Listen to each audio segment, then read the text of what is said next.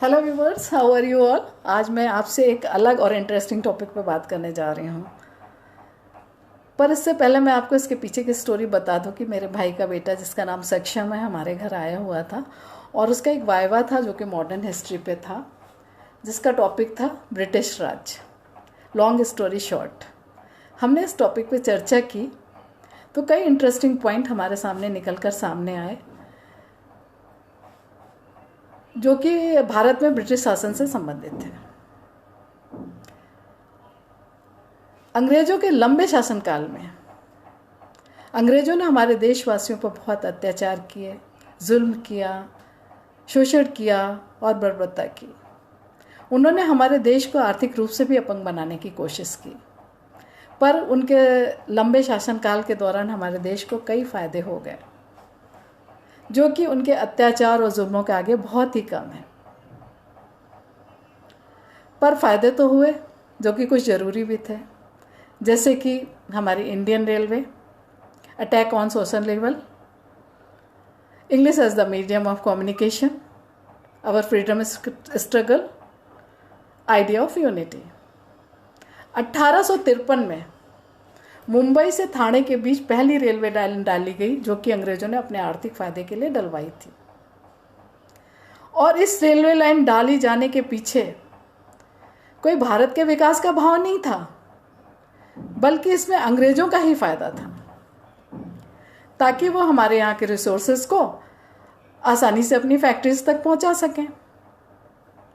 पर अंग्रेजों द्वारा डाली गई ये रेलवे लाइन हमारे देश के लिए लाइफलाइन बन गई, जिससे कि हमारे स्वतंत्रता सेनानी, हमारे नेता भारत के एक हिस्से से दूसरे हिस्से तक आसानी से जाया आया करते थे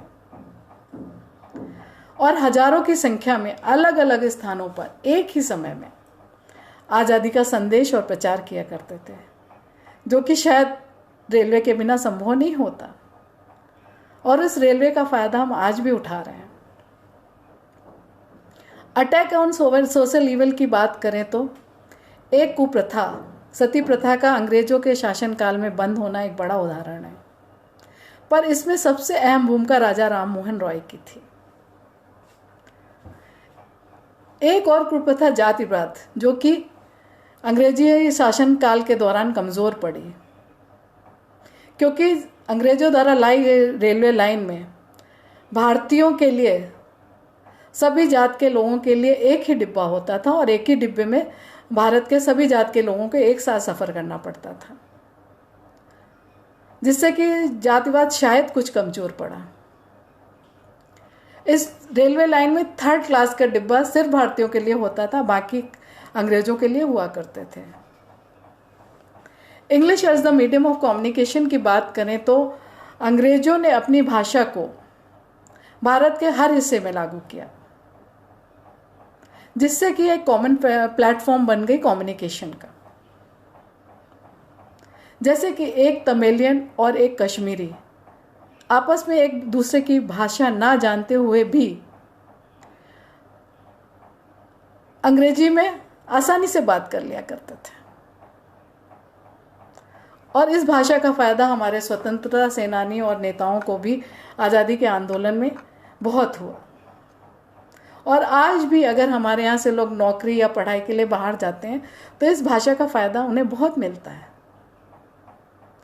फ्रीडम ऑफ स्ट्रगल की बात करें तो अंग्रेजों के 200 साल के लंबे शासनकाल के दौरान अंग्रेजों ने हमारे देशवासियों पे जो अत्याचार किए, बर्बरता की, जुल्म किए, शोषण किया, इसके खिलाफ सारा भारत एक साथ मिलकर खड़ा हो गया,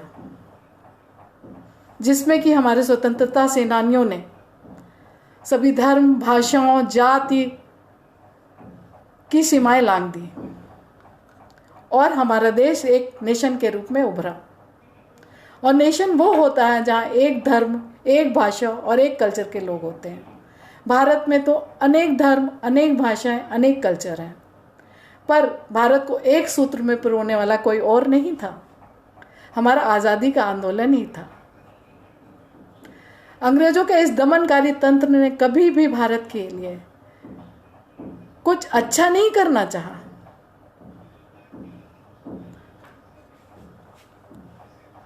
पर अनजाने में हमारे देश को इनके लंबे शासनकाल के दौरान कुछ फायदे हो गए।